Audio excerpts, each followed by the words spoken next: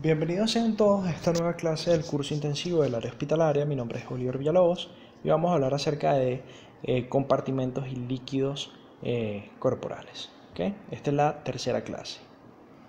Bien, hablemos acerca de la composición electrolítica de los fluidos corporales. En las soluciones corporales, al igual que en las soluciones electrolíticas anteriormente expuestas, se tenía que cumplir con un principio que era el principio de la electroneutralidad. Ese principio nos dice básicamente que el número de cationes es exactamente igual al número de aniones presentes en la solución. Por tanto, en el líquido intracelular, en el líquido intersticial y en el plasma sanguíneo existen cantidades equivalentes de cationes y aniones. Ahora bien, ¿es el sodio y el cloruro los únicos electrolitos presentes en estas soluciones? No, existen otros cationes y otros aniones que los expongo a continuación. En este caso estamos observando la composición electrolítica del plasma humano. Sin embargo, la mayoría de estos electrolitos están presentes en el resto de los compartimentos biológicos. Entonces, estas concentraciones responden específicamente a las del plasma humano. Hay variaciones en la concentración de cada uno de estos electrolitos en el líquido intersticial y en el líquido intracelular.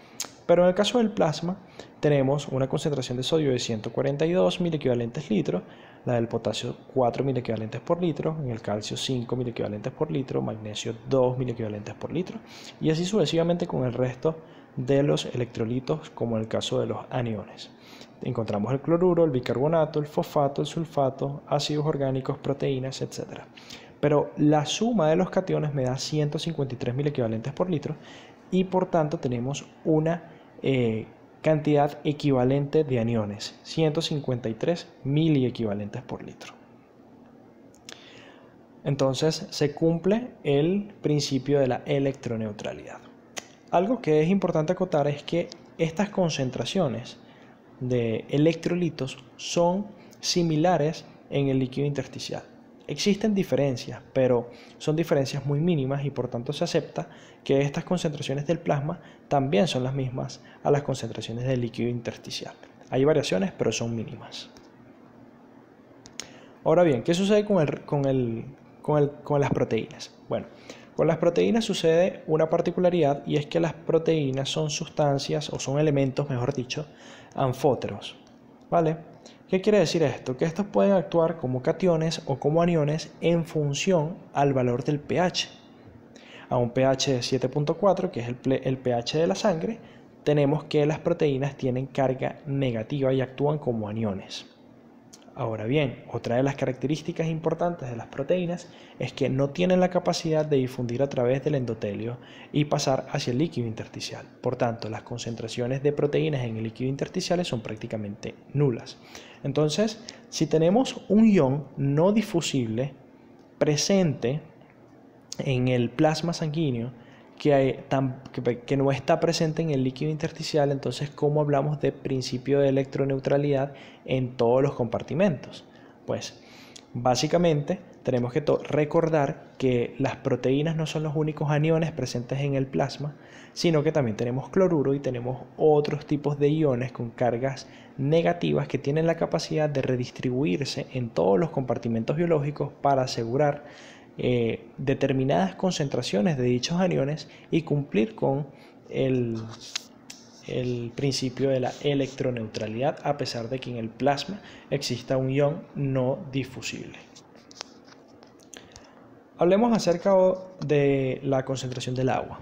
Es importante acotar que la concentración del agua es inversamente proporcional a la concentración del soluto o a la cantidad de moléculas del soluto.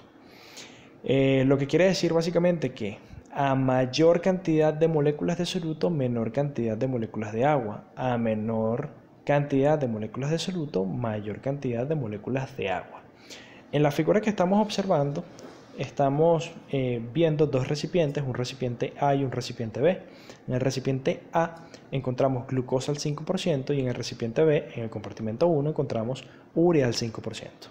Es evidente que existe la misma masa y el mismo volumen de glucosa y de urea, pero evidentemente no es la misma cantidad de moléculas porque de antemano sabemos que la glucosa y la urea presentan pesos moleculares diferentes. Entonces, cuando efectuamos los respectivos cálculos, nos damos cuenta que la glucosa presenta 278 milimoles por litro y la urea presenta 833 milimoles por litro. ¿En cuál solución hay más moléculas? En la solución que contiene urea. ¿Vale? Entonces, como hay más moléculas de urea, en el recipiente B hay menor concentración de agua o menor cantidad de moléculas de agua. En el caso de la glucosa, al haber una menor cantidad de moléculas de soluto, hay una mayor cantidad de moléculas de agua. Y esto es importante para poder definir más adelante un concepto que es la ósmosis y poder entender de qué manera actúa dicho mecanismo. De todos modos, ya vamos a hablar de esto más adelante. Ahora bien, es importante también que definamos de una vez lo que es la osmolalidad y lo que es la osmolaridad, ¿vale? Fíjense, el término osmolalidad dice que un osmol es la cantidad de sustancia que contiene un mol de soluto, ¿vale? Dicho de otra manera, cuando estamos hablando de osmoles, estamos midiendo la concentración de solutos osmóticamente activos, como lo son el cloruro de sodio, como lo es la glucosa, como lo es la urea, ¿vale? Entonces, el desplazamiento del agua entre los espacios intra y extracelulares está determinado por la diferencia de concentración de solutos suficientemente activos u osmóticamente activos a cada lado de la membrana celular. Entonces, la medida del número total de solutos en una solución se denomina osmolaridad, pero estamos haciendo referencia principalmente a los solutos osmóticamente activos anteriormente mencionados. Esta se relaciona directamente con la concentración molar de todos los solutos y con el número de partículas en las que se disocia en dicha solución. Entonces, en el libro de Montoriano van a encontrar esta definición que dice que un osmol es la cantidad de cualquier sustancia que agregado a un litro de agua hace descender la temperatura de congelación del agua en 1.86 grados centígrados. Esta definición deriva de un experimento en el que se evidencia cómo las propiedades coligativas del agua, que incluyen el punto de congelación, el punto de ebullición, lo que vendría siendo la presión osmótica, etc., se altera cuando se le agrega un soluto. Pero no necesariamente se altera gracias a las propiedades del soluto que estamos agregando, sino a la cantidad de soluto que estamos agregando, ¿vale? Entonces, en el caso del agua pura, por ejemplo, el punto de congelación era 0 grados centígrados. Cuando le agregas el soluto, se modifica ese punto de congelación. Ya el agua no congela a 0 grados centígrados, sino que congela a otra temperatura. Lo mismo se aplica para el resto de las propiedades coligativas. ¿Ok? Entonces, la osmolaridad plasmática es 285 a 295 miliosmoles por kilogramos. Muy bien. Ahora bien, el sodio presenta una concentración de 140 miliequivalentes por litro, pero tenemos que tomar en consideración que moléculas como el cloruro de sodio se disocian en sodio y cloruro. Por tanto, por cada 140 milimoles por litro hay 140 milimoles por litro de cloruro acompañando al sodio. Por esa razón multiplicamos al sodio por 2, porque estamos tomando en consideración a los cloruros o a los aniones acompañantes. Y esto nos da un valor de 280 milimoles por litro. Y si nos fijamos, la osmolalidad plasmática es de 285 a 295 milimoles por kilogramo. Entonces podemos darnos cuenta que el determinante principal de la osmolalidad plasmática es precisamente el sodio. Por tanto, cualquier alteración en la concentración del sodio puede traer como consecuencia a alteraciones en la osmolaridad plasmática o en la osmolalidad plasmática. Ahora, ¿cómo calculo la osmolaridad? Les traje esta fórmula que es básicamente la suma del sodio y el potasio multiplicado por 2, sumado a la urea y sumado a la glucosa. primero resolvemos lo del paréntesis, luego multiplicamos por 2, le sumamos la urea, le sumamos la glucosa y eso nos da la osmolalidad.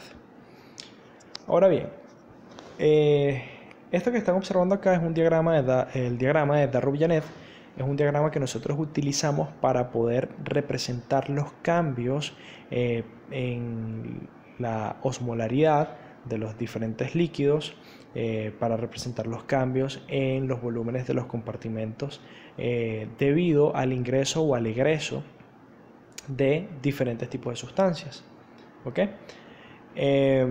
Recuerden entonces que la osmolalidad plasmática está comprendido entre 285 a 295 o inclusive 300 milimoles por kilogramo. Todo va a depender del libro en el cual se guíen, ¿no? Pero usualmente es de 285 a 295, o al menos esas son las cifras que manejamos en nuestra universidad. Entonces, tenemos un paciente de 70 kilogramos de peso, el agua corporal total son 42 litros, el líquido intracelular son 28 litros y el líquido extracelular son 22 litros. Eso está representado acá en el diagrama de Darrow-Yanet. Ahora bien, el eje horizontal hace referencia a los volúmenes de líquidos y el eje vertical hace referencia a la osmolalidad. De todos modos, ya todo eso está bien señalado allí. Entonces, ¿qué sucede cuando a un paciente le agregas cloruro de sodio isotónico? Una solución de cloruro de sodio isotónica. Sin entrar en detalles en lo que respecta al término isotónico e isosmolar, diremos que una solución isotónica es la que presenta la misma osmolaridad que la osmolaridad plasmática. Más adelante vamos a explicar esto de todos modos. Entonces, básicamente lo que sucede aquí es que cuando le agregamos esta solución al paciente, aumenta el volumen del líquido extracelular, ¿vale? Pasa de 14 litros a un valor que se encuentra por encima de los 14 litros, ¿no? Imaginemos ahora que a un paciente en condiciones normales le agregamos una solución de cloruro de sodio hipotónica. Una solución hipotónica es la que tiene, entre comillas, una osmolaridad por debajo de la osmolaridad normal, ¿no? Entonces, esta solución es una solución que está muy diluida, tiene más agua que solutos, y cuando se la administras al paciente, básicamente lo que sucede es que desciende la osmolaridad porque estás diluyendo el plasma, ¿ok? El paciente está ganando volumen extracelular y está ganando volumen intracelular. Ahora le colocamos a un paciente una solución de cloruro de sodio hipertónica, que consiste en una solución que presenta una osmolaridad por encima de la osmolaridad de plasma, ¿vale? Entonces, imagínense que tengan 315 milimoles por litro, por poner un ejemplo, ¿no? Entonces, básicamente lo que va a suceder es que el plasma va a estar muy concentrado, va a tener una gran cantidad de solutos. Entonces, por consecuencia, el líquido intracelular va a intentar equilibrar esas concentraciones en el líquido extracelular. ¿Cómo? Eliminando agua, o mejor dicho, difundiendo agua hacia el líquido extracelular. Por esa razón, el líquido intracelular pierde volumen y el líquido extracelular gana volumen para tratar de equilibrar esa osmolaridad plasmática. En otras palabras, la célula se está deshidratando. Entonces, bueno, aquí está el término osmolalidad y osmolaridad. Bueno, ya saben que osmolalidad hace referencia a los osmoles por kilogramo de agua y la osmolaridad hace referencia a los osmoles por litro de solución. ¿Ok?